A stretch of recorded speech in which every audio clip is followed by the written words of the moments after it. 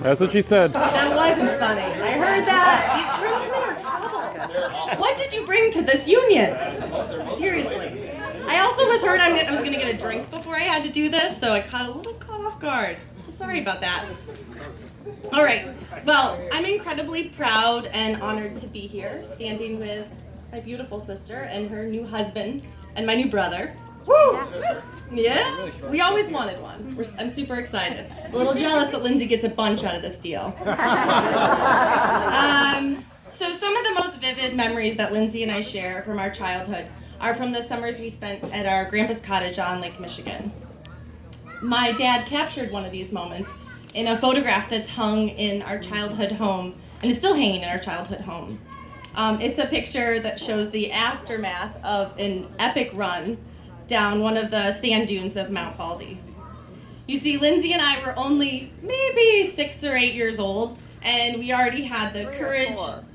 What was this? 3 or 4. 3 or 4, perhaps. We are already brave and determined enough to just plow down those sand dunes without a second's hesitation. But on this particular run down the sand dunes, during all the fun and excitement, Lindsay got some sand in her eyes. And although not in desperate need of serious medical attention, she was having trouble seeing for the walk home. I think we basically decided she was legally blind. And me, as the big sister, and I think as many of you have witnessed here, was really excited to get to be helpful in this moment. And to get to take care of my little Lindsay Lou. And as the picture shows, I held her hand as we walked the entire way back to the cottage. My parents trailed behind us, sort of awestruck that in this small moment, the typical sibling bickering had stopped. And I'm sure she's around here somewhere. You can ask Christy. We're pretty good at fighting, too. We were able to put that aside because one of the members of our duo was in great need. So holding hands, holding each other up, and holding on to one another is one of the important and probably one of the most important things in life. As one of Lindsay's favorite people, Audrey Hepburn, has said, the best thing to hold on to in life is each other. And as the classic poem about learning life's most important lessons in kindergarten says, when you go out into the world, watch out for traffic, hold hands, and stick together. Lindsay still has this amazing sense of adventure and the willingness to dive down those sand dunes. Lindsay, you are strong and strong-willed. You are independent, you are courageous, and you are smart. You do not need someone to hold your hand every time things don't go quite as you've planned. However, I am grateful that now you have Vince, and in turn, he has you, because together with your strength and compassion, you will run down the sand dunes that you encounter in life, always seeking that sense of adventure, and you will be hand in hand, holding each other up and holding on to one another. Congratulations. I didn't get my drink. Sorry about that. Let's get it, MD. Break a leg, dude. Hey, break a leg.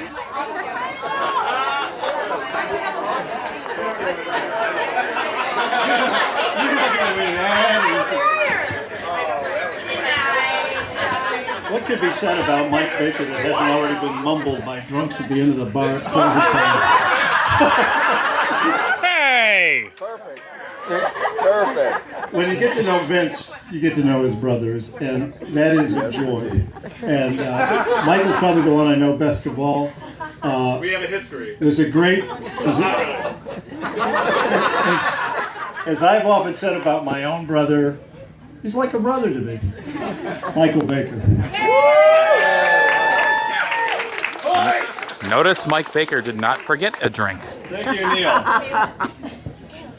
Neil likes that we talk in movie quotes the whole time, so Neil, we got a pond and a pool. Pond would be good for you.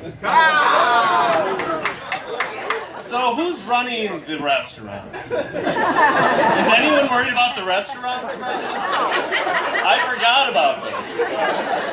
You're good? All right, I'm good. For those of you who don't know me, I'm Vince's brother, Vince's kid brother, Mike Baker. So, I typed up my speech. I used to do this in college and I would get marked down for points, but C's get degrees, so. I'm good. Max, you know what I'm talking about.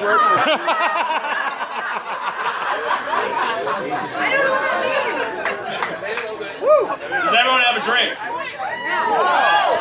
Woo! Everyone get a drink. Because where this is a toast, we all need drinks. Greg, there's root beer. So, when thinking about what I wanted to say tonight, all I could think about was how important family is, especially as we grow older.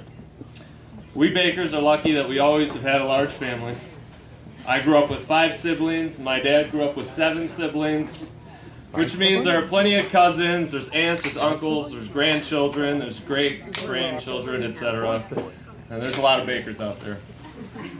My immediate family and I are lucky because we've gotten to spend a lot of time together, especially lately. It seems that the older we get, the more time we spend together and the closer we become. My siblings and I, we're a tight-knit group. You know it!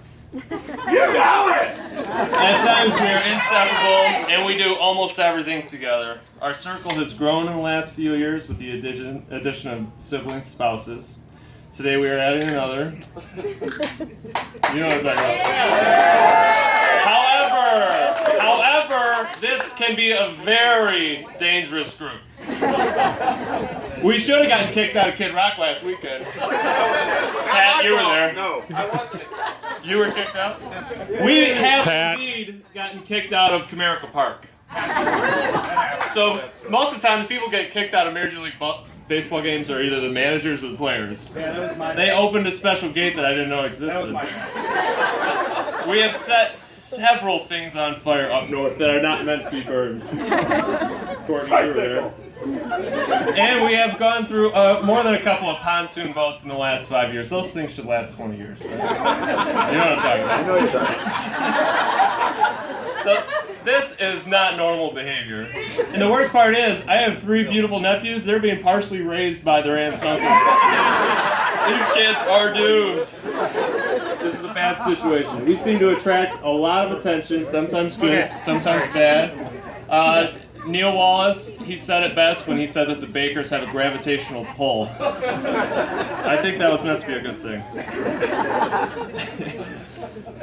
Whatever the case, I'm lucky to call these people my best friends. But it wasn't always that way. We had our differences growing up, as all siblings do. Pat and I, we could be very competitive. Whether it was playing Nintendo or basketball in the driveway. I remember there was a lot of tears shed one time after an air hockey game because we disagreed about the overtime rules. That's a true story. Pat cried, you laughed. I won the game.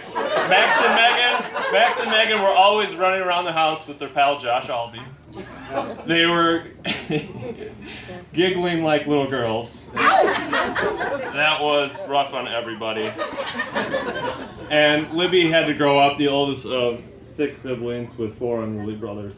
That had to have been tough.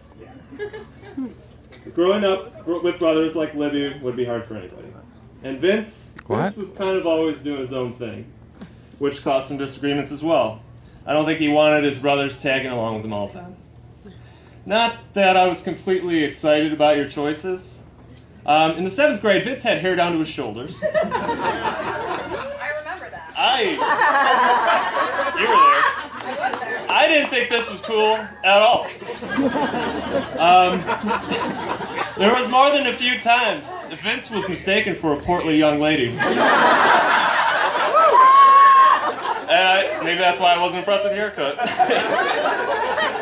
It was also around this time that Vince and I had some serious altercations. I remember we were playing a game of backyard football, and I was a scrawny little kid, and Vince, he was a portly young guy.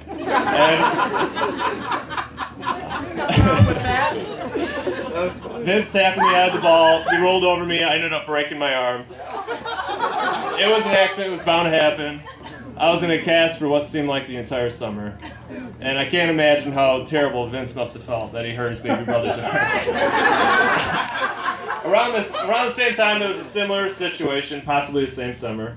Vince and I had a serious altercation. I ended up breaking his thumb, big time. That thing was at a right angle. No joke. He was less than pleased, which is understandable, but the funny thing about that, the thing I took away from it, was Vince got in trouble for cursing. I got out scot-free.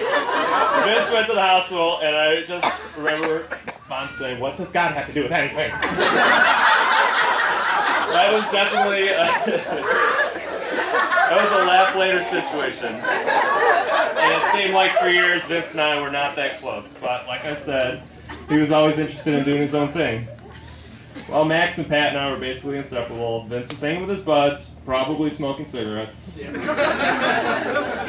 was a little like Bender from the Breakfast Club.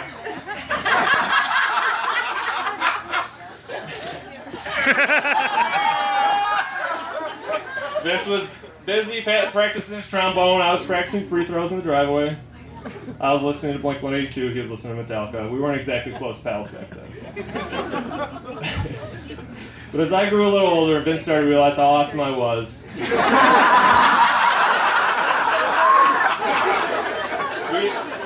Hold on, give him a speech here. We developed a close bond over the years and a feeling of mutual respect. And it also helped that we worked at the union for 10 years together. During those years, we were spending more time together than most siblings ever do. 8 hours at work, 6 hours at home, 4 hours at the bar. It was awesome. We kind of turned into a two-headed monster for a while. Both of us were doing a lot of the same things at work. We were telling the same jokes, hanging out with the same people. It was those years that helped us grow up a bit and develop into the people we are today. Now we have mostly all the same interests. We listen to the same music, we play music together, and neither of us are capable of shooting free throws at all. So Vince is one of my best friends. I know a lot of you are here today because that's the same case with you. Lindsay could say the same thing early on. These guys have been best friends since middle school. I'm pretty sure Vince had a crush on her in middle school. I distinctly remember Vince coming home and talking about the pretty girl at school, Lindsay Wallace. That was when they were in the 7th grade. These two were meant for each other. They complemented each other so well. Plus, Lindsay is one of the few girls that didn't run in the other direction when she met our family. Deal with it. On a serious note, Lindsay, I want to say we're so happy to welcome you to our growing family. It has been great getting to know you, and you're the perfect addition to our tight-knit group. And I'm excited about the memories we're going to make together. And the trouble we're going to get into. Yeah! And to Vince, I wanted to say, do not mess this up.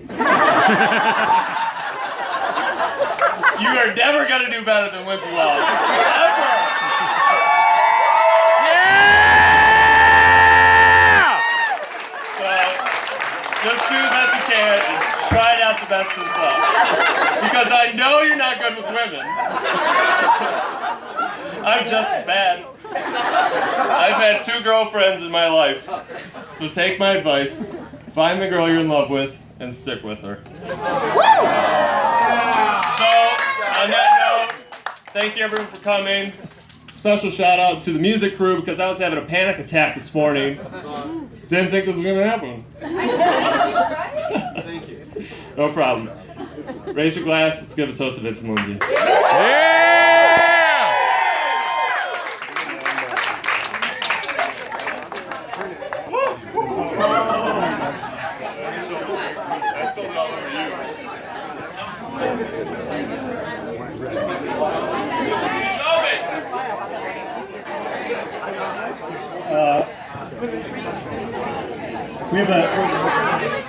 We have a walk-on. He was not recruited, he was not drafted, but he is He's asked to walk on and try. Somebody get that guy a guitar! And an iPad. Never the one to even understand, let alone stand by protocol. But and I will never learn. It is a disaster to follow one of my sons. But I love hearing myself talk. That's what it is. I flirted momentarily as a youth at being a priest, and the timing actually is excellent because I just have a very brief thing. As the paternal chief hooligan of this clan, I would like to welcome all the Wallaces and all the other ancillaries. Welcome to the wild and wacky, wonderful Baker family experience. That's all I got.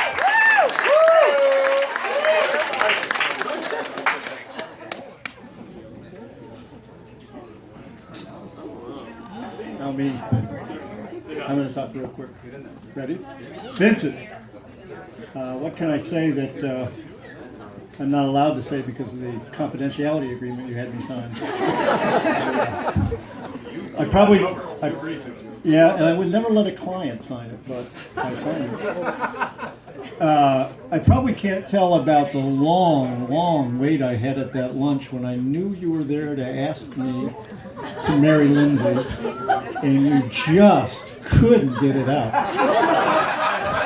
As if I could give that permission. And I probably shouldn't tell about the scotches we drank at the bar at the Union in the afternoon right after that to toast you finally being able to get it out. I didn't go to work right after that. But several of the gals at the bar came up and said, we know what's going on here. And I said, no, you don't. But in case you think you do, keep your mouth shut. I knew Vince before I knew that Lindsay knew Vince. He was cooking at the Union. It's across the street from my office, and I've been known to stop over there on occasion, once in a while. And I knew him also from watching his father and brother perform at the Union MC in their band. And enjoyed that as many. So, like all of you, I knew him to be creative, fun-loving, and even hardworking. And then we got to work together on some work projects, and I came to appreciate his common sense, strength, and his patience. I'm being serious here now. I really mean this.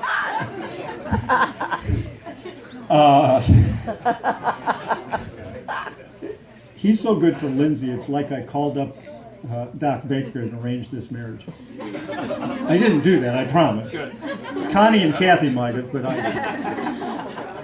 didn't. Lindsay.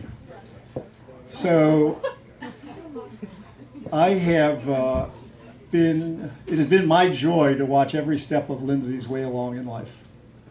And today for me was a pinnacle. She's so happy and so radiant and just so gorgeous as a bride, don't you think?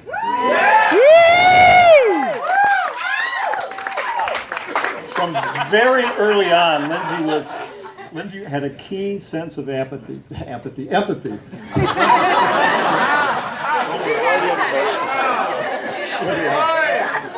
a lawyer gets this. It could be a smile for Grandpa Blinn, just what he needed. It might be her leaning her head on Aunt Jean, as Jean told her a story, or it might be a hug from Grandma Mary, just when she needed it. But I remember one time when the other of the Lindsays was over at the house, Lindsay Russell, and she was sad about something. I don't know what it was. They were very young, so it could have just been that Johanna Bell wasn't there right that moment. At any rate, Lindsay went off and came back with a picture of the two Lindsays laughing. Showed that to her, and her smile just blew the blues away. It was magic. It's a charm that Lindsay has to magically make people feel better. That's why Vince smiles. For the beer. But more than all of that, I'm proud of her for her strength and courage and intelligence. She has been determined to be happy in life on her terms with no regrets, and I'm proud of her for that. Uh,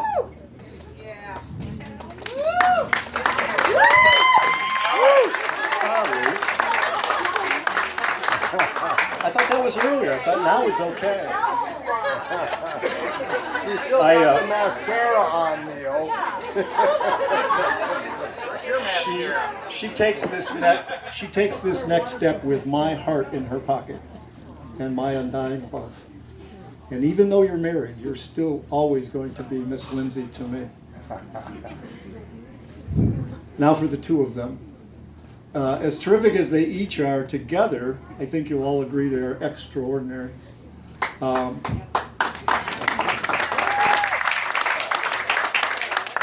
So to the two of you, and more importantly to your relationship, nurture it all the time of your eternity together.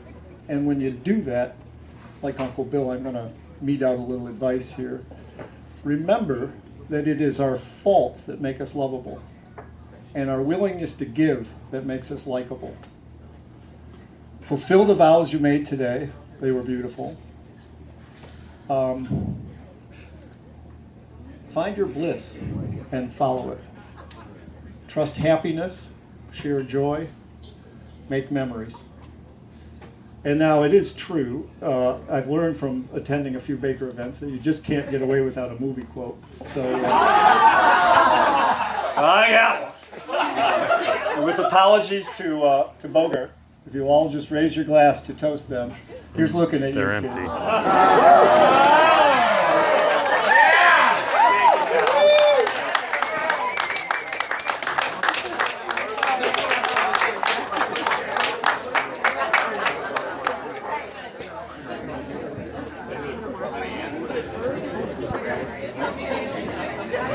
I think it's time for the fun part now. Let's have some fun.